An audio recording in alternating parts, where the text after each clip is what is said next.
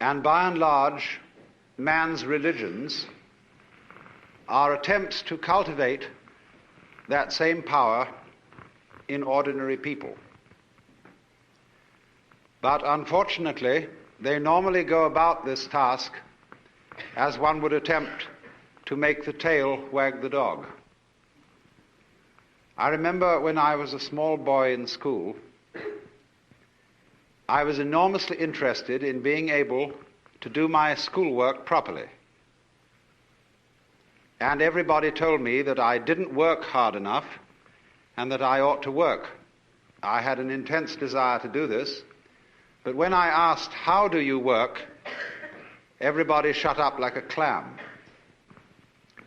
So I was extremely puzzled, but there were teachers who apparently knew how to work and had attained considerable heights of scholarship, and I admired them very much for their attainments.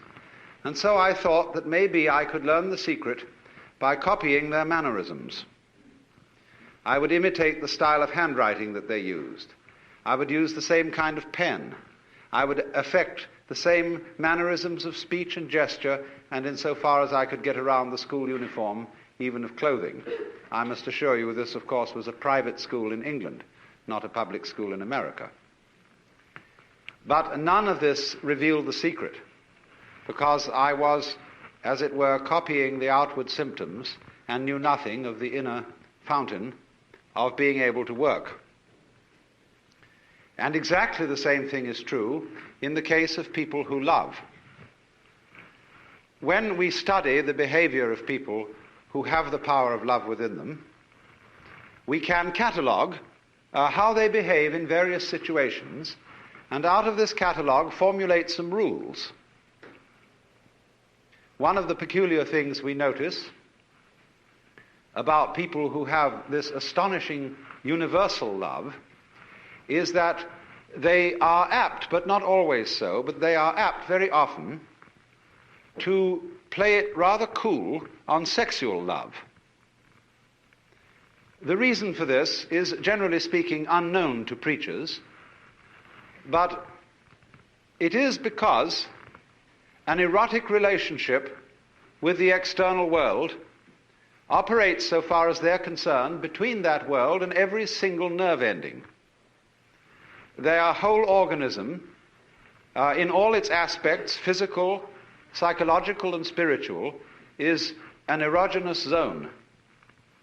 And therefore, their flow of love is not specialized or canalized so exclusively in the genital system as it is with most other people, especially in a culture such as ours, where for so many centuries that particular expression of erotic love has been so marvelously repressed as to make it seem the most desirable kind of love that there is. And so we have, as a result of 2,000 years of Christianity, sex on the brain, which isn't always the right place for it.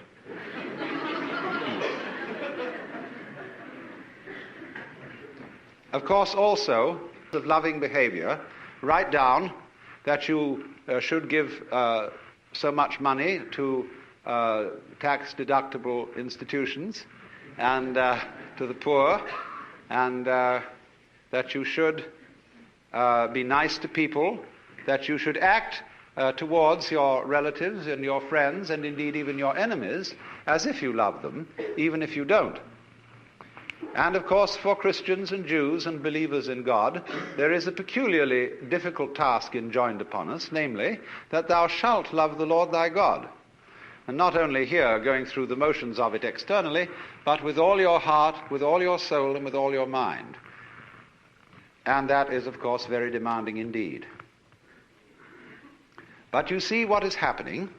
It is as if, for example, we admired the music of a certain composer, and having studied his style very thoroughly, we draw up rules of musical composition based on the behavior of this composer. We then go to send our children to music school, where they learn these rules, in the hope that if they apply them, they also will turn into first-class musicians, which they usually fail to do. Because what might be called the technique of music, as well as the technique of morals, as well as, say, the technique of speech, of language, is very valuable because it gives you something to express if, and I repeat, if you have anything to express. But if you don't have anything to say, not even the greatest mastery of English will stand you in good stead unless you can manage to fool your listeners by talking beautiful nonsense and make it sound profound. And so the more subtle preachers try to see if we can open ourselves and teach methods of meditation and spiritual discipline in the hope that we can contact this power. The less subtle preachers simply say, you don't have enough faith, you don't have enough guts, you don't have enough willpower. If you only put your shoulder to the wheel and shoved, you would be, of course, an exemplar and a saint. Actually, you will only be an extremely clever hypocrite. The whole history of religion is a history of the failure of preaching. Preaching is moral violence.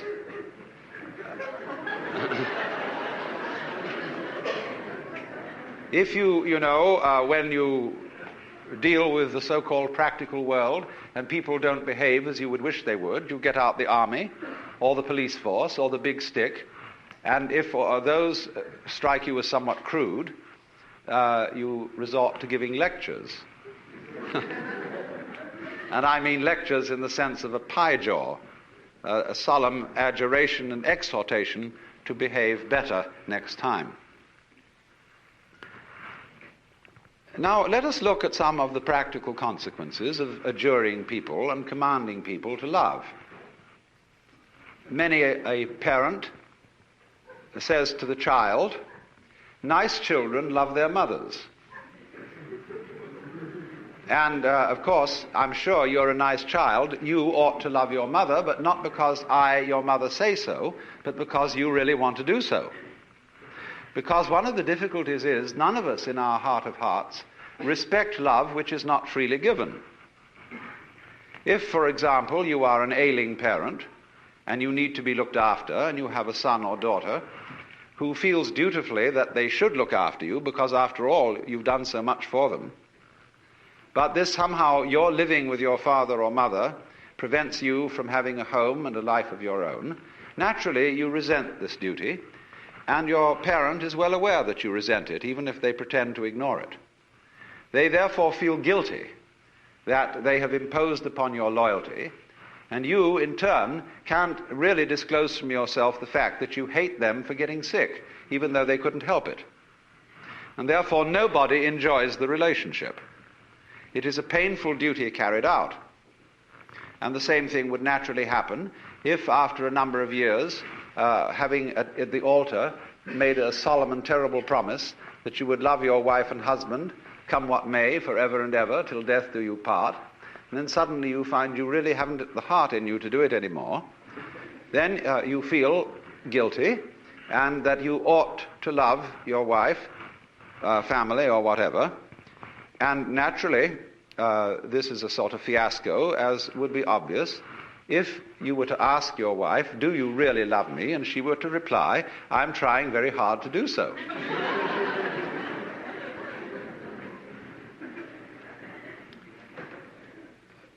You see, the difficulty of it is this.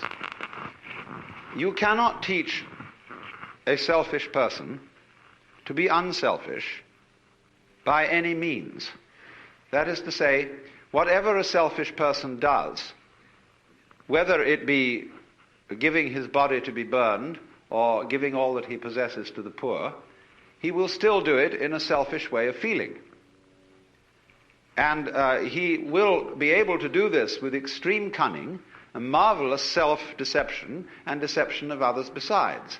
But the consequences of fake love are almost invariably destructive, because they build up resentment on the part of the person who does the fake loving, as well as on the part of those who are its recipients. This is why the foreign aid program has been such a dismal failure. Now, of course, you may say that I'm talking in a very impractical way, because you would say, well, do we just have to sit around and wait until we become inwardly converted and learn through the grace of God or some sort of magic how to love, and in the meantime do nothing about it and conduct ourselves as selfishly as we feel? There is, as a matter of fact, something to be said for that. Because the first problem in the whole of this is honesty. And the reason why the Lord God says at the beginning of things, "Thou shalt love the Lord thy God with all thy heart and with all thy soul and with all thy mind," is not because the Lord God is stupid, but because he's very clever. That which appears to be a commandment is actually a challenge, or what in Zen Buddhism would be called a koan, a spiritual problem. Because if you exercise yourself resolutely in trying to love God and or your neighbor, you will find that you get more and more tangled up. You will realize increasingly that the reason why you are attempting to obey this as a commandment is that you want to be the right kind of person. And obviously you want to be the right kind of person for your own reasons. And so if you do, in the first place, feel selfish and come to the conclusion, as a result of trying various experiments with love, that you love yourself more than anybody else, the proper thing to do is to investigate your self-love, to find out why you love yourself and what you mean by yourself when you say you love yourself. For the reason is this: love is not something that is a sort of rare commodity. Everybody has it. Existence is love. But it's like water flowing through a hose. It depends in which direction you point it. So everybody has the force running. And maybe the way in which you find the force of love operating in you is that you have a passionate like of booze or ice cream or automobiles or good-looking members of the opposite sex or even the same sex. But there is love operating. And people, of course, tend to distinguish between the various kinds of love. There are good kinds, such as divine charity, and allegedly bad kinds, such as, in quotes, animal lust. But it should be understood, I think, that they are all forms of the same thing.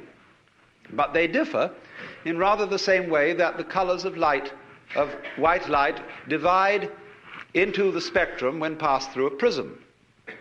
So we might say that the red end of the spectrum of love is Dr. Freud's libido, and the violet end of the spectrum of love is agape, the what is called divine love or divine charity, and that in the middle the various yellows, blues and greens are friendship, human endearment, consideration, and all that sort of fellow feeling. But it's all the same thing. And so the thing is, first of all, to get it moving, to follow whatever kind of love you have in the first place. Because you cannot control love until you have some to control, until you have it running. You've got to get your car running before you can learn how to drive it. You will not become a skillful driver by sitting at a still car in a garage any more than you will become a skilled dancer if you simply never move your arms and legs.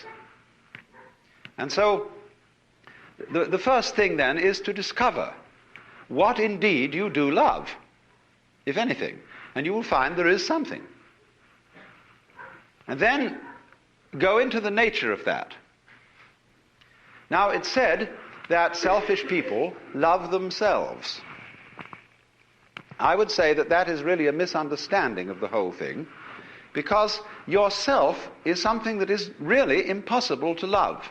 There are various reasons for this, but one obvious reason is that loving oneself is as difficult as kissing your own lips. Oneself, when you try to focus on it, to love it or to know it, is oddly elusive. It always slips away like the pursued tail of a dog who is trying to get hold of his own tail. So to pursue your own end has some difficulties about it.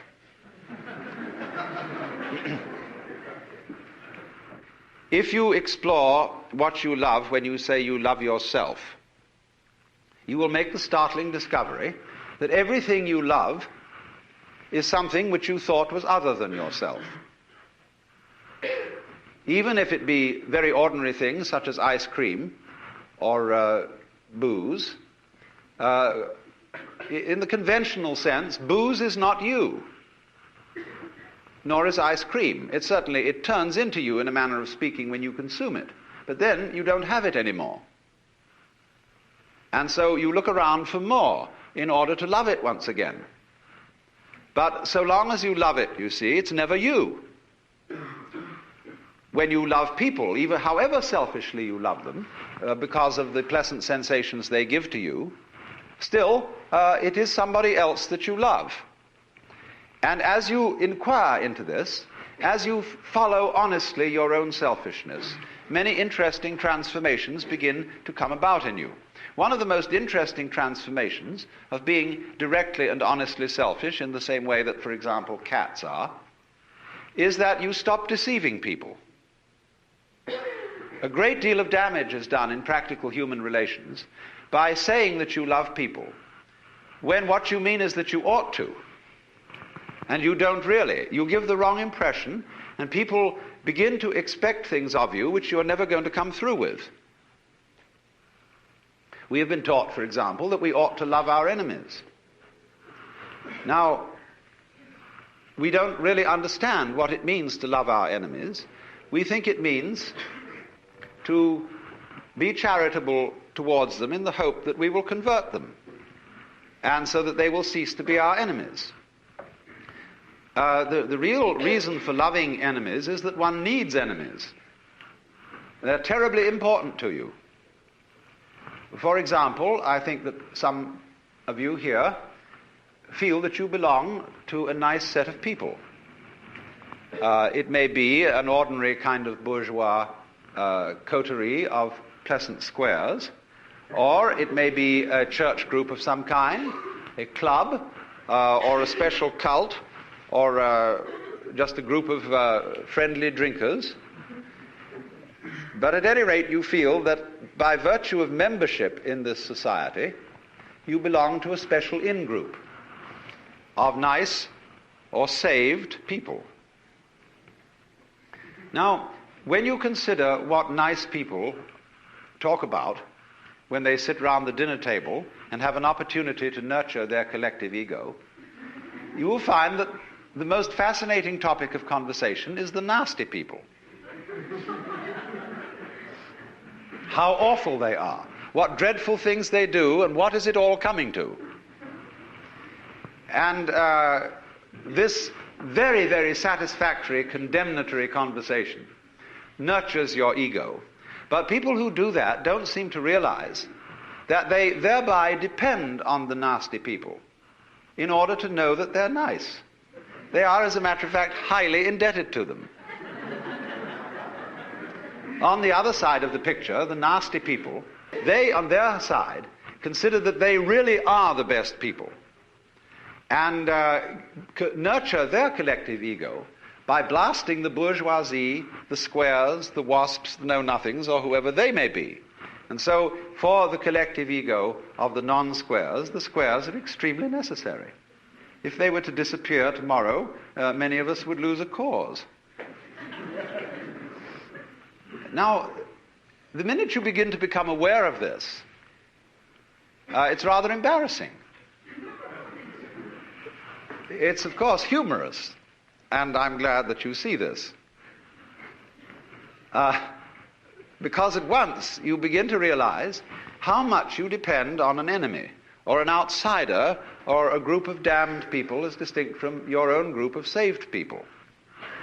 And so you begin to realize that if your collective ego, or yourself, depends on your being on the in, but you can only be on the in with relation to something that is out.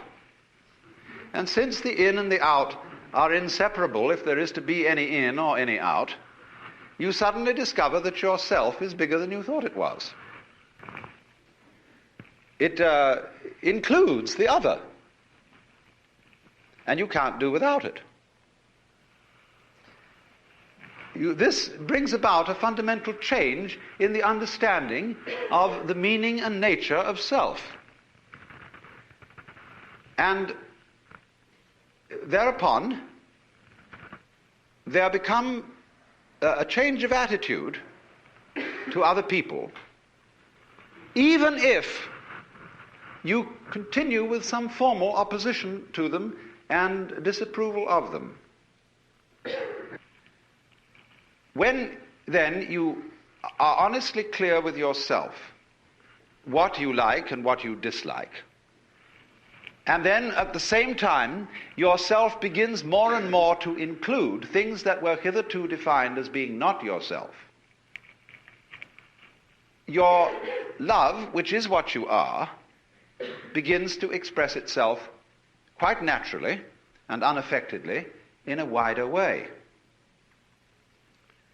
Now, to trust oneself to be capable of love, to bring up love, in other words, to function in a sociable way and in a creative way, is to take a risk. It's a gamble. Because you may not come through with it. And in the same way, when you fall in love with somebody else, or you form an association with somebody else, and you trust them, they may, as a matter of fact, not fulfill your expectations. But that risk has to be taken. The alternative to taking that risk is much worse than trusting and being deceived. In other words, to live together, you have to take risks. There will be disappointments and failures and disasters as a result of taking these risks, but in the long run it will work out. My point is that if you don't take them, the results will be so much worse than any kind of wild anarchy that could be conceived. You see, here we are now as a highly disciplined human race, with all kinds of rules and religions, and what are we about to do?